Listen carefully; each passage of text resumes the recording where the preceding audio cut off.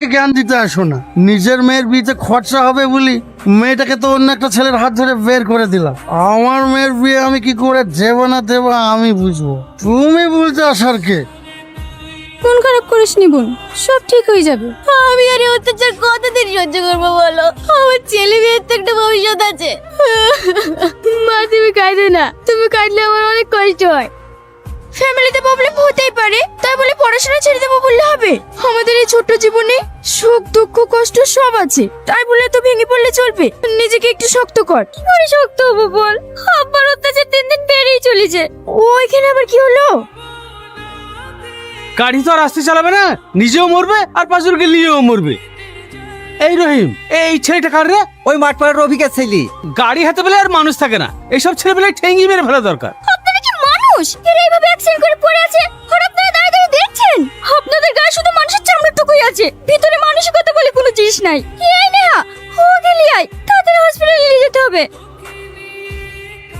কিভাবে গাড়ি চালাচ্ছিলি বলতো? হতবার একটা টিকটকি চোখে দেখতে পারিনি। হাতে পায়ে কতখানি লেগেছে দেখো তিনি। তুই জোরে গাড়ি চালাচ্ছিলি তাই না? না মা, আমি জোরে গাড়ি চালাইনি। একদম মিথ্যা কথা বলবি নি। আর সবাই তোর আব্বাকে ধরে ধরে বলে তোর নাকি গাড়ি চালানো খারাপ।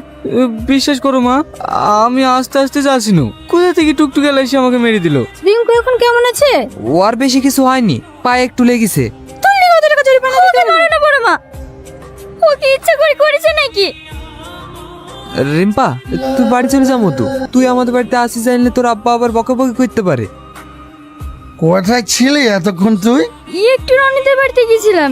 তোকে মানা করেনি ওদের বাড়ি যেতে? কে হয় ওরা আমাদের? ওরা কি আমাদের 14 গোষ্ঠী নাকি? রনি অ্যাক্সিডেন্ট করেছে তো, তাই ওদের বাড়িতে একটু বসেছিল। রাত বিরেট পরের বাড়িতে বসে থাকলে লোকে কি বলবে? এরপর থেকে তোকে যেন ওদের বাড়িতে আর না দেখি। ঠিক আছে আব্বা। কাল বাড়ি থেকে কোথাও যাবিনি, ছেলেপক্ষ তোকে দেখতে আসবে। ভালো একটা শাড়ি পরে রেডি হয়ে থাকবি। আমি এখন বিয়ে করবো না আব্বা। চুপ, তুমি কি মানুষ? এত বড় মেয়েকে কেউ হাত তোলে? চুপ কর তুই। তোর আজকারা পেয়ে পেয়ে আজ আমার মেয়েটা খারাপ হয়েছে।